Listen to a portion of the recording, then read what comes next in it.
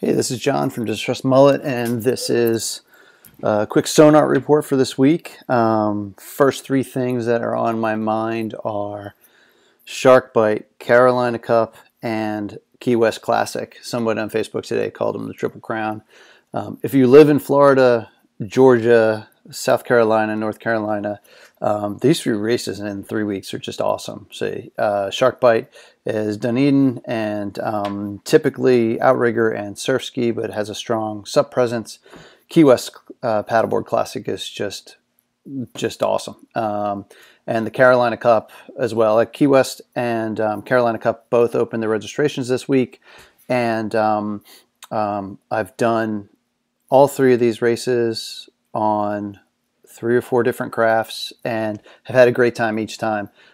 Things they have in common: great towns. Key West is Key West. I mean, it's ridiculous. You ride bikes around and it's just amazing.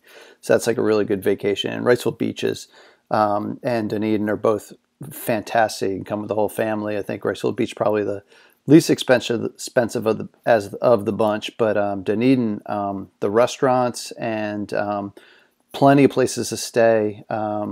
Really great races. I think the Key West Classic, paddle around Key West, and the Graveyard are definitely the hardest of the races. Some of the hardest of the races. I know Blackburn Challenge, the Dean, the New York race, Chadjack. There are hard races out there, but pound for pound, they are typically brutal and awesome. When you finish, you feel it. The Shark Bite is, the conditions can be very bad. It isn't a circumnavigation of an island. It's definitely a challenge, but the competition is super high. The OC6, OC2, OC1, surf ski, double ski, just really they attract some of the top talent, and it's a blast. I mean, the whole weekend's a blast. So those 3 races are great. Next thing is Gorge Downwind Championships.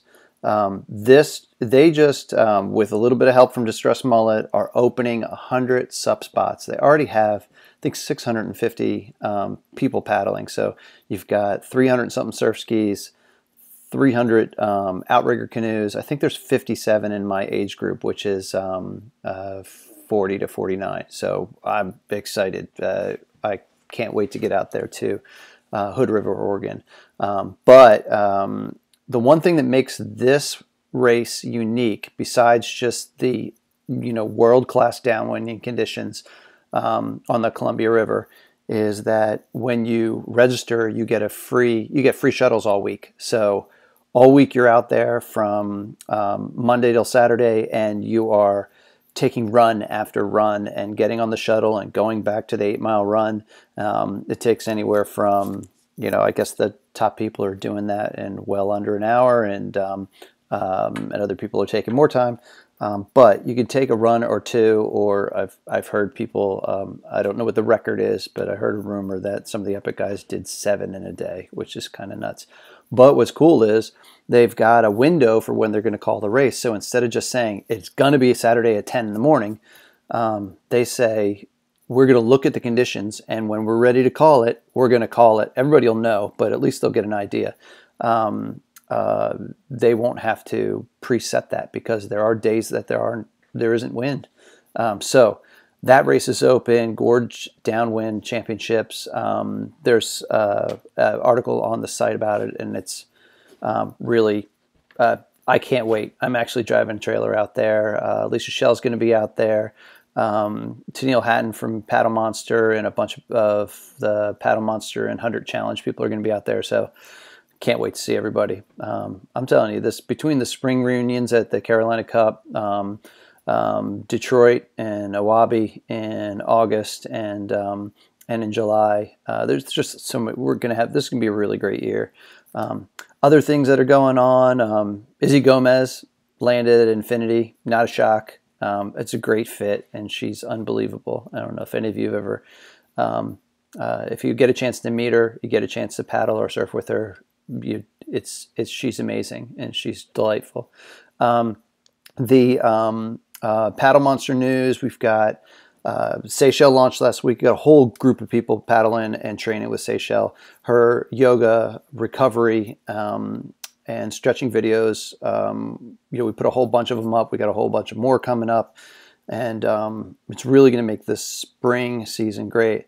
Larry Kane is launching his spring paddle competitive and spring base training blocks.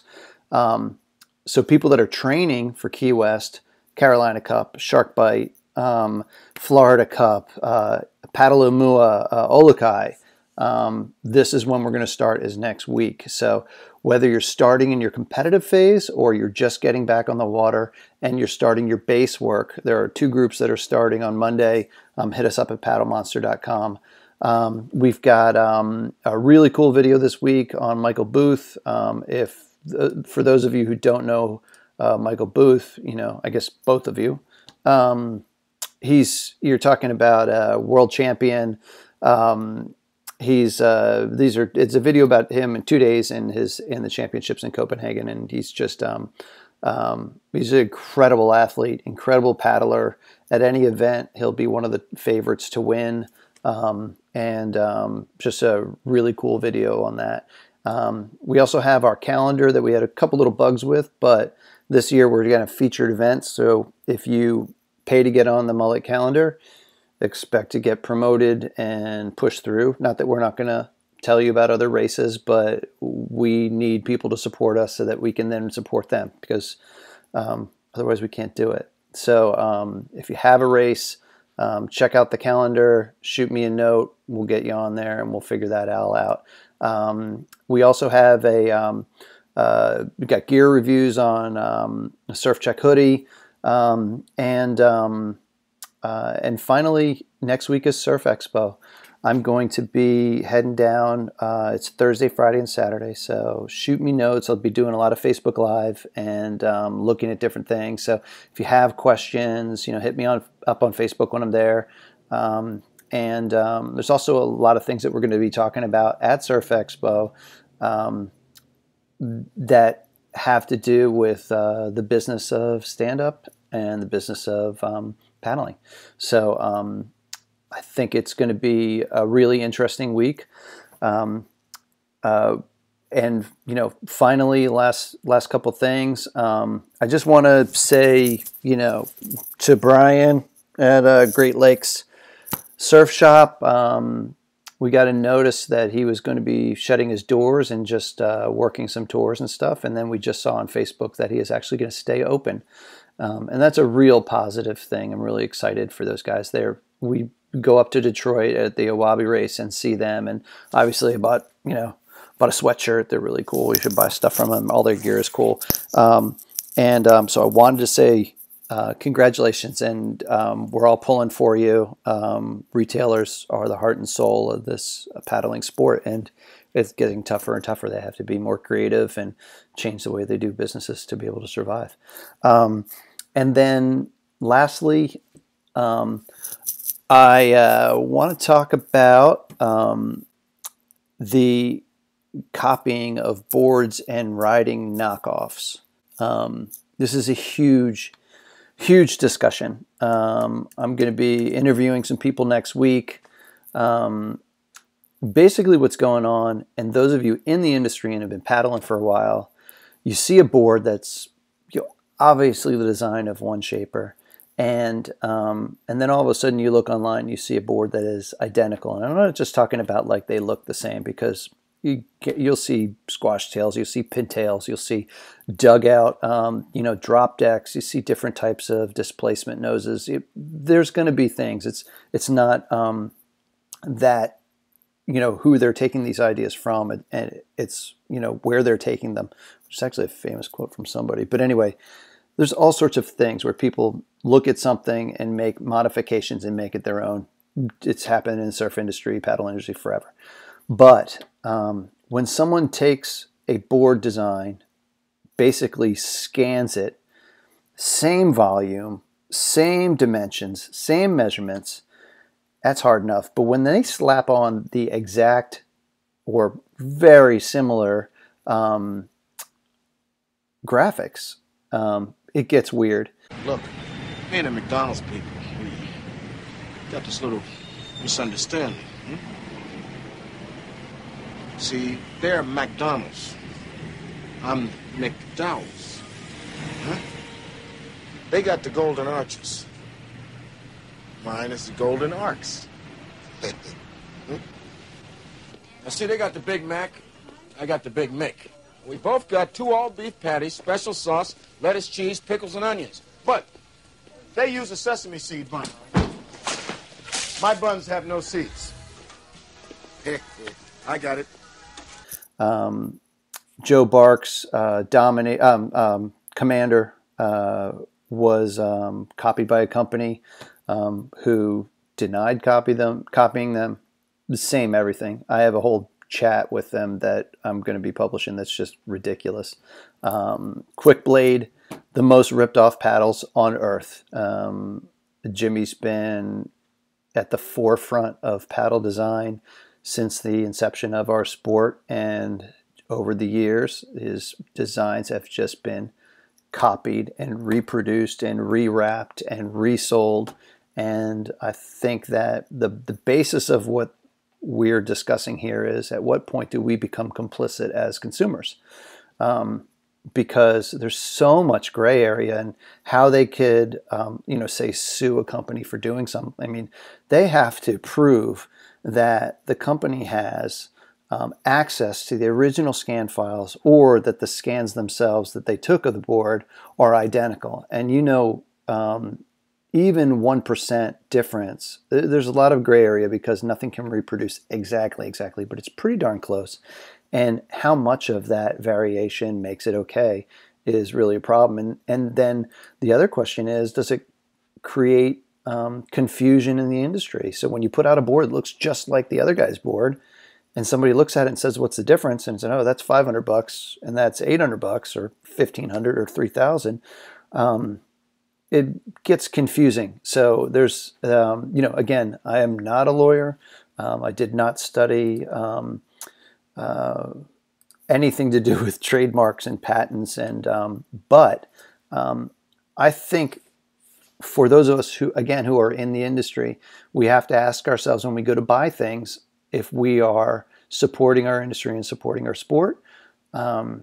People that don't know better and go to a shop and buy a knockoff, an identical knockoff, there's nothing we can really do about that. Actually, there's really nothing we can do about anybody buying something. But when you see something like a Quick Blade V-Drive, something with such a distinctive difference, a leap, something that Jimmy Terrell and Dave Kalama worked on together to produce this, and then you see it knocked off within the industry, outside the industry, you got to ask yourself, like, should I buy that? Because the more we buy the knockoffs, the less we support the innovators. So as these people innovate and design new things, and then they get knocked off, and then they lose sales because of those knockoffs, and they start to disappear, we're going to end up with a world with just knockoffs and people that can scan things.